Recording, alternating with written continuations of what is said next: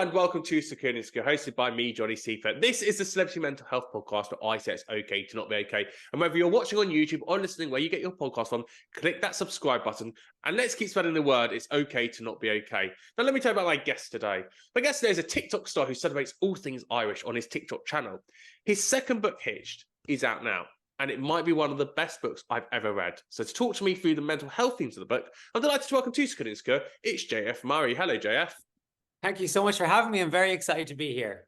So we're going to go with JF Murray. We're going to go with Joseph Murray. You a Joseph or a JF for this one? I go with JF mostly for kind of the book side of things, kind of just to keep a little bit of my professional side, slightly different to my personal side. So, but I mean, my friends call me Joe, so I think you can call me Joe. Oh, I'm your friend already. I feel like I've made it in life, Joe. So let's start with Hitch, and then we'll go into your TikTok life. So we'll go from Joe to Joseph to JF in this interview. But let's start with Hitched and what an amazing book it is. Now, not to give any spoilers away, so I'm going to give you the task to tell everyone what Hitched is about.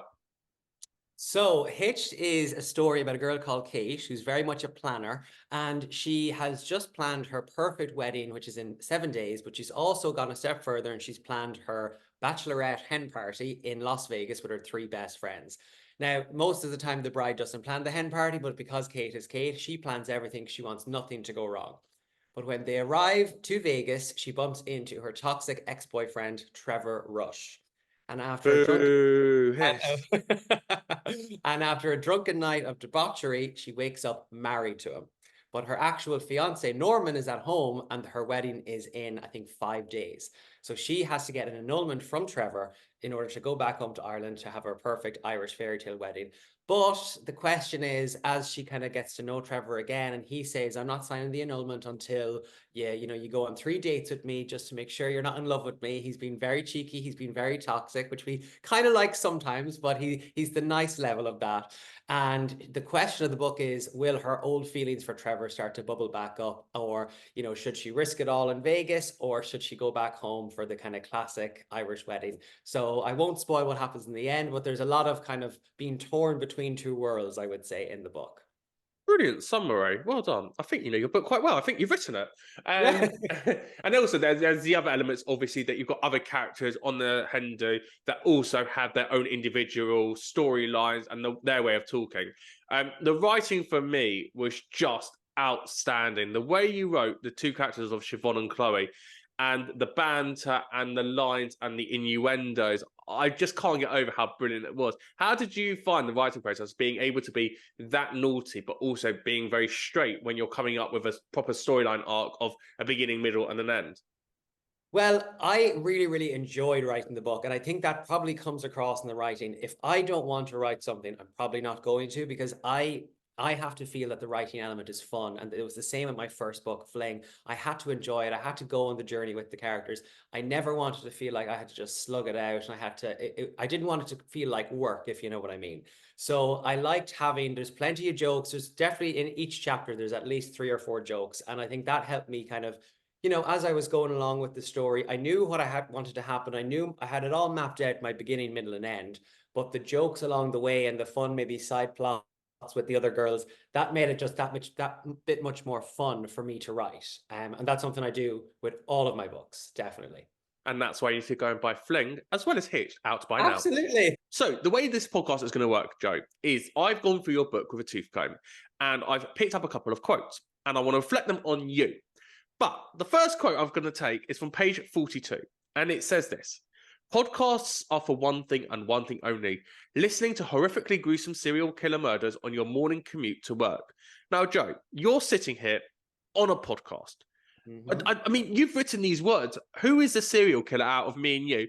And what are you doing here if there's no murder? Well, we'll have to see. I mean, maybe that's for the audience to find out who's going to be the killer, who's going to be the victim. I don't know. But I mean, it's all about the journey of finding that out.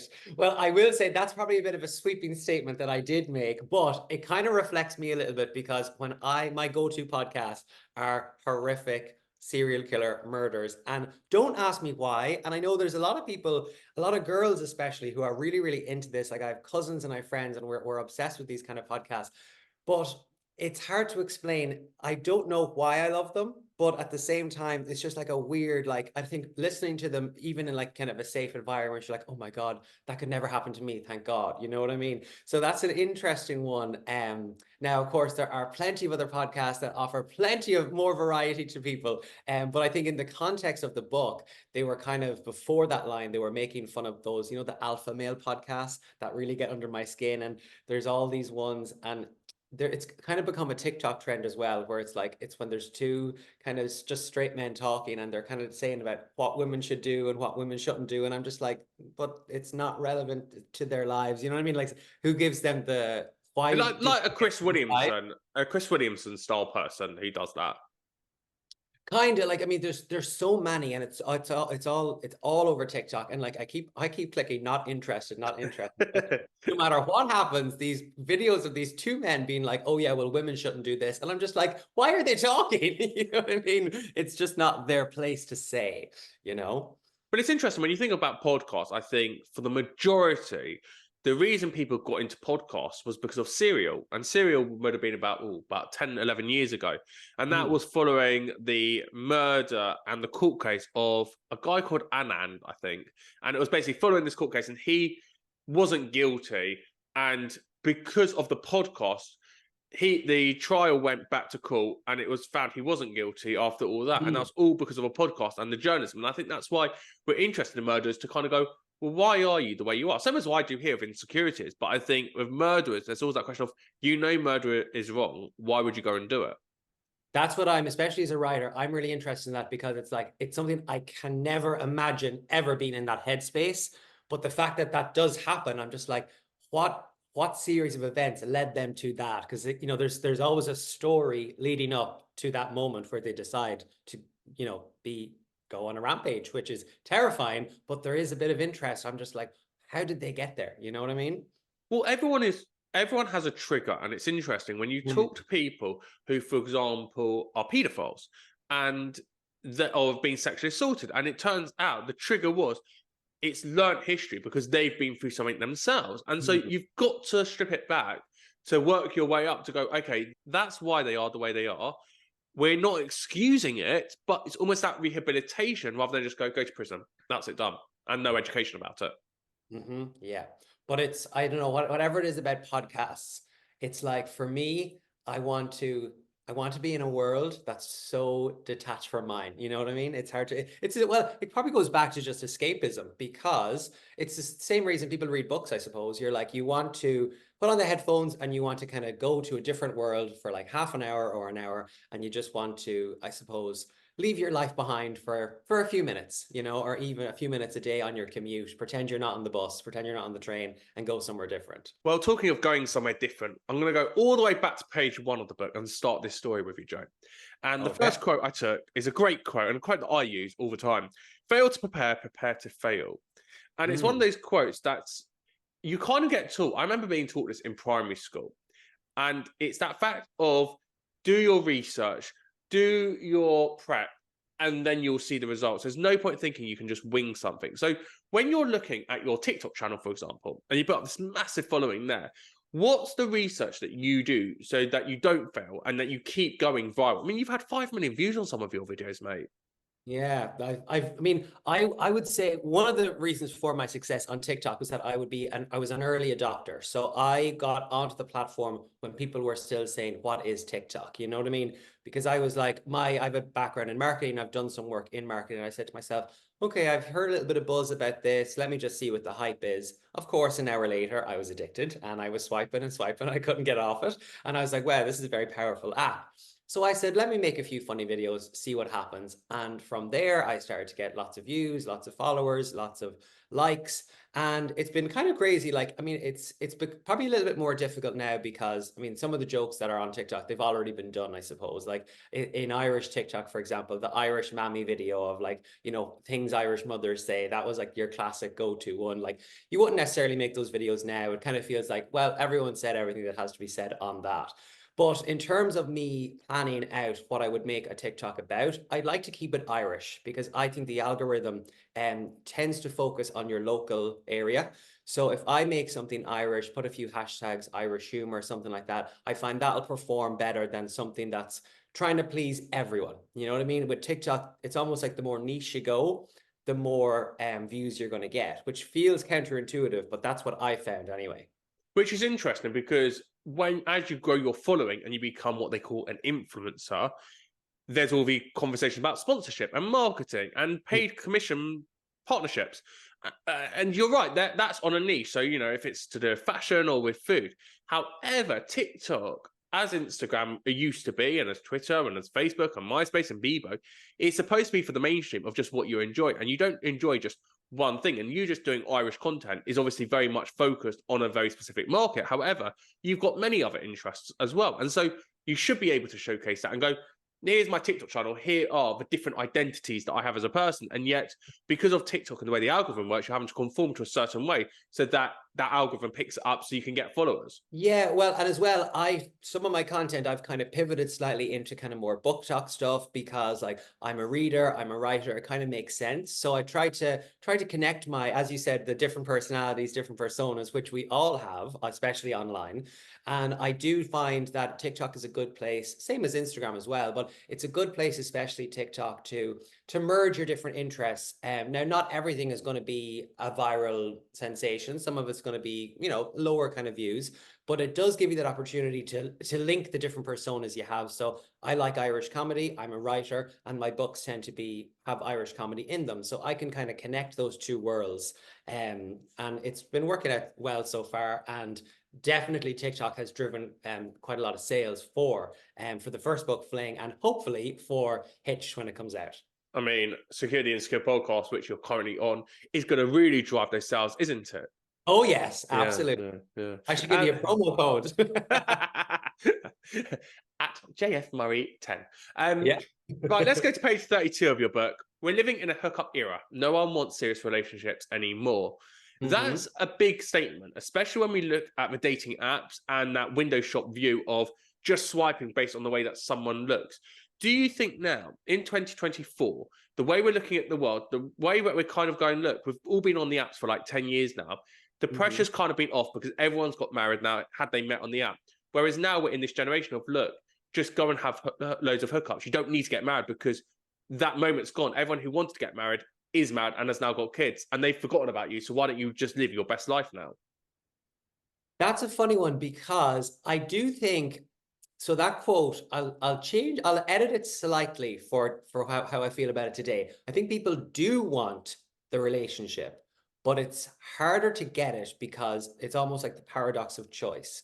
You kind of have access to anyone through a dating app now, and you can start a conversation with anyone, but that almost is counterintuitive because it's like, oh God, people sometimes have too much options. You know what I mean? And I think if you go back maybe 20 years, where people, they meet someone and they had like a meet cute in a bar and they weren't necessarily always thinking about the next best thing. I think that was probably healthier from a mental health point of view, where you're thinking, oh, well, this person, I really like them. We have similar values, they're very nice to me. Whereas now you could meet someone who ticks a lot of the boxes, but maybe they don't just tick that one final box. And you're thinking, oh, maybe I should wait and see if I can find someone who ticks every single box. But I don't think in a relationship that everyone's going to tick every single box for everyone, because loving someone is loving their shortcomings as well. And you have to be like, well, I love this person. Yeah, I wish they did this, but you know what? Overall, I adore them as a person. I really admire them. And so I think dating apps, it's like, it was the perfect solution in a way, being like, oh, this is going to, everyone's going to get relationships and stuff like this. But because it's almost been gamified, you know what I mean? It feels like a game. You're swipe, right, left. And then you get like a notification, then you get your dopamine hit and you're like, oh, wow, I got a match, and you feel validated. But that's different going back 20 years where you met someone and you actually you felt that spark. Because I don't think on dating apps, when you get the match, it's not the same as like a meet cute, in my opinion, anyway. Well, this is the conversation I keep having people of like, people will go, oh, let me have your phone, let me go on your Hinge, and I'll sort it out for you because I'm married, therefore I know more than you. They go, oh, this person looks good. Oh, look, you've matched. And you go, well, yeah, the values might be the same, but I'm not getting that flutter. I'm not getting that moment going, exactly. I really fancy them. And it's like, you then feel guilty that you don't fancy them. And everyone else is going, oh, you should have gone for it. Why not? Why not? What you got to lose? And you're like, yeah, but I know myself really well. I know what I like, and I know what I don't like. So there's no point telling me to go on a date with someone that probably I will find boring because I've not got that sexual attraction to them. And as a Yeah. guy, especially, sexual attraction will come before everything else because it's always based on looks first. And that's what those apps have especially done for us anyway, in conforming to that idea. Much to our detriment, I would say, because Massively, yes, yes. because it now has become so 2D, and it is surface value. And I think I think you're right, and that's something I would identify with as well. Sometimes you go, oh, why don't you go for it? Why don't you go for it? But if you don't feel it, I think it's wrong to fake it with a person, because Yeah. then you're into the territory of leading someone on. Then it's into a situationship that's not going to go anywhere. But you could be in that situationship for 4 years, and all of a sudden they're like, it hasn't gone anywhere, and maybe there's different expectations. But I would say dating apps in general, I'm not on any at the moment. I've used them in the past. It's not something I think overall is this kind of amazing technology that's like saving the world. I think there's pros and cons for sure, but in general, in terms of my inner romantic, which I write rom-com, so there is an inner romantic there, definitely feels it's hard to actually get the flutters. It's hard to get the spark on the apps because you just won't beat that electricity in real life. It's really interesting, that idea, because as a 31-year-old, I'm looking at these dating apps going, oh my God, I've got to find my match right now. And I think when you take the step back and go, you don't need to be on apps. What does it mean to be in a relationship? What does it mean to have that codependency? Because I think, like you're very career driven, you've worked really hard, and you're very independent. And therefore, do you really need a partner? And because society has always told us, you've got to be in a relationship, you've got to go and have kids, you've got to do X, Y, Z, that you're rushing with yourself. And actually, being off the dating apps must make your mental health so much better, going, I can just sit back and enjoy my company without thinking, oh my God, when's that next dopamine happening? Absolutely. And that's almost why it's years I was on the apps a while ago. And it's almost like I made the decision to refuse that dopamine, like the notification every so often. I said, you know what? I need to focus on the books. I need to, if there's no romance to be found on these apps, let me go write a book and let me invent my own little world with a bit of romance. You know what I mean? And I think in general, those apps, look, they have their place. Of course, many people use them, but in general, I never really feel the kind of that moment that you see in rom-coms. And that's, I think, and I'm a very independent person. I'm not actively looking for any kind of relationship. Now, of course, if I fell in love tomorrow, would I fight it? Probably not. I'd probably be like, oh, this is great. But in general, I haven't found that those apps, it's too much of a game, I feel. And the fact that it's the way it's all designed, the architecture of the apps, it's like they know what they're doing. You know what I mean? They're doing this to get you to stay on the app as long as possible. Correct. To stay on the app and to pay the extra subscription so that you get double the amount Exactly. of likes or see triple the amount of people. You're like, I think that would have happened already. It's like Yeah. the fact that Apple say, if you pay 99p a month, you'll get all this extra storage. You're like, well, why was that storage not there already? How did 99p make Yeah. a difference? That, funny that. Yeah. But also the other reason why these apps don't work, and I go to quote from page 176. So this is 73 pages. This is 173 pages after the last one. Isn't Okay. it funny? Men find women hilarious until they find out they can't sleep with them. So the question is, linking to that, can you have a platonic relationship? And therefore, do you have to be in a relationship if you can have lots of female or male friends without being any sexually orientated? I would say that was an observation I made, that particular quote, just from having a lot of female friends, having sisters. A lot of my best friends are girls, and I have a lot of kind of cousins as well. And it is kind of funny that I think my sisters and my cousins and my girlfriends, I think they're all hilarious. Like, that's why I'm friends with them. Like, for me, if you want to be my friend, you just have to be able to make me laugh. Like, that's the only criteria. Like, if you're able to have a laugh, we can go out and we can have a good time. But it's so funny how I've noticed just over the years, guys floating over in our direction, being like, oh, hello, and the girls are just being themselves, and they'll tell a few jokes. And then eventually, a lot of the interactions in the book, I've kind of seen with my own eyes, and it turns into, oh, it's the kind of cliche, well, I didn't like you anyway. You know what I mean? And it's so cringe when guys say that. And now, in general, not all guys say that, of course, but when I see that kind of behavior, I'm like, oh my God, it's like, I don't fancy you. Why did you think I did? And it's like, but you just told me you did. And then I turns you down, and then the whole dynamic changes, I suppose.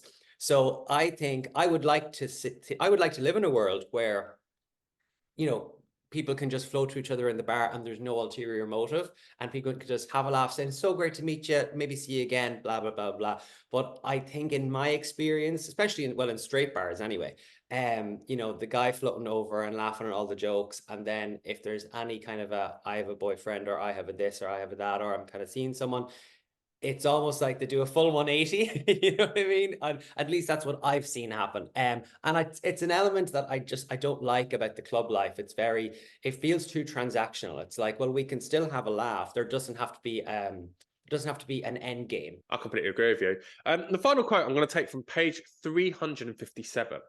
Oh, And okay. it's a quote from one of the novel characters, so it's linked to the story, but the quote's really interesting. I need a break from my mental health to focus on my social media. And it's really interesting. So forgetting about your story, Hitched and Uh-huh. buying all good bookshops now, Woohoo. the identity you've created online for your TikTok account and obviously across social media, so away, as you said at the top, away from being Joe and Joseph, but being JF Murray, how have you found the mental health implications of having to have this persona and create this new identity, which is obviously you, it's the real you, but you're having to exaggerate and overemphasize and be a bit more extroverted to fit, to get the algorithm going, to get your following numbers up? Yes and no, because I do find I'm always being authentic in some element. Like, you know, my writing always stems from inside me. It's not trying to be anyone that I'm necessarily not. Now, some people have said, oh, would you not write maybe like gay love stories and stuff like that? And it's funny, the ideas come to me. I don't chase ideas. Like, if someone said, sit down and write a beautiful gay romance, I'd say, I can't be told what to write. The ideas just come, and I don't know where they come from. Like, it was the same with the first book, Fling and Hitched. It was a light bulb moment. It's kind of the spark we're talking about that we kind of look for in the bar with kind of meeting someone. But I get that spark in my own head. I'm like, oh, imagine waking up married to your ex in Vegas. And that's the light bulb. And from there, I try to pursue that and explore the idea. But I think all of my personas, I would say, they all have a kind of a through line of a little bit of Irish humor, as we call it, having the crack. You know what I mean? And that's very much where I think that overall would be my brand. It's my books are never going to be overly serious, overly heavy. They're always going to be fairly light, lovely bit of escapism. You read it maybe in 1 or 2 days, and then you kind of move on, and then hopefully that future readers will pick up the next one and the next one. But I don't consider myself an overly serious person. Like, my writing style is very accessible. It's very much someone said recently, like, it's the perfect book for people who are in a reading slump. It's people who haven't read in years. One of my friends said they could pick up one of my books and get back into reading. And that's something I really, really took as a compliment, because I think people should read more in general. And from there, I would say my personas, I think they're all me. They're maybe just different facets of me. So I never feel like I'm being disingenuous. I always feel there's some authenticity there, whether it's my book talk, whether it's my Irish sketches, whether it's my writing, and whether it's anything. I think it's always important to kind of make sure you're doing it's coming from within, if you get me. But that's really interesting. The fact that you've got this responsibility to get people back into reading and to keep it really succinct. What does that say to you about the book talk community and the reason that we have books? Because we know that traditionally books have always been for escapism, but there's obviously an element there that of what do they need escapism when it comes to a rom-com, or is it they need a really gritty John Grisham, murder, or is it a mystery like a Tim Weaver book? Because there's so many different genres, but it's interesting that people are going to kind of go towards one genre over another genre. Well, I think especially now, readers are very in tune with what they want, because there's a new thing. There's the emergence of tropes, which now tropes have always existed, and it's things like enemies to lovers, fated romance, forced proximity. There's all these tropes in books that in the past people have tried to hide, because they don't want to say, oh, that's been done before. But now readers have become really engaged with the tropes that they like. So, for example, Hitch would be an enemies to lovers, because, and it's kind of like an old flame enemies to lovers kind of revival. So there'd be people who love that, and people who say, that's not really for me. Enemies to lovers isn't my vibe. And it's good for readers because now they know, they're like, well, I know I like Enemies to Lovers, so the chances are I'm going to like this book. Whereas 10 years ago, you might have said, oh no, the book is 100% original. It's never been done before. But now you can say, well, do you know what? There's some similarities with other books. If you like this book, you're going to like this book. So I think readers are very engaged with what they want and they know what they want, which I think overall is a good thing. Yeah, it is a good thing. And I think more people should be reading more to have that escapism. You know, I read Mm. for an hour in the bath every night. And it's the escapism of not having the TV, not having physical technology in front of you, but Yeah. actually being able to create the characters in your mind and they look a certain way. And what the way that I look at, for example, a Kate or a Trevor in your book is completely different to the image that someone else has of them. And even though Absolutely. it's the And that's exact same that's the big, story. yeah, that's the magic of it. You know what I mean? It's almost like you're directing your own film in your head, you know? So what then happens when you want to turn it into a film or a TV program and have the aftermath of it? What do you then do? Because I know who my Trevor Rush and who my Kate is, but that's going to be completely different to the next person, and therefore I don't want to be lied to, but neither do they. That's a great question. For me, it's up to whoever adapts it. Now, I take no responsibility. some writers are very precious, but Yeah. like I'm no one's going to let me like write or direct. You know what I mean? Like, you know, having never done it before. So I think there is a beauty in an adaptation because it's like, oh wow, look at how this person interpreted my work. So that's very exciting. And I'm hoping in the future that's something that happens. And whatever direction it's taken in, I think either way, it's going to be very exciting because it's like, oh wow, this idea came from my head and I saw it this way, but this person came in and said, well, what about this? For all I know, it could be better. You know what I mean? Because I think it almost becomes kind of collaborative, where it's like, here's the story, here's the ideas, and how someone reinterprets my work. I'm excited to see how that happens. Hopefully it does. It's an exciting thing. It's an exciting idea, and it's something to look forward to, definitely. Brilliant. Well, JF Murray, your book Hitched is out to buy now, and obviously go and buy Flink as well, because these books are absolutely amazing. And if you enjoy learning about mental health themes from some of your favourite authors, there's episodes in the past library of Skin and Skill of people like Adele Parks, Jane Fallon, Amanda Prouse, Nicola Gill, Claire McIntosh, Tim Weaver, and many, many more. I absolutely love the Security and Skill Book Club, and I hope long may it continue. And if you enjoy what I'm doing here at Security and Skill, click that subscribe button on YouTube or wherever you're listening and leave a 5-star rating, because we need to keep spreading the word it's okay to not be okay. On TikTok at Johnny Seifert 92, on X at Johnny Seifert, on Instagram at Johnny Seifert, at Skidinsko Podcast. I put all previous episode teasers out there so we can keep spreading the word it's okay to not be okay. I'm Johnny Seifert. Until next time, thank you and goodbye.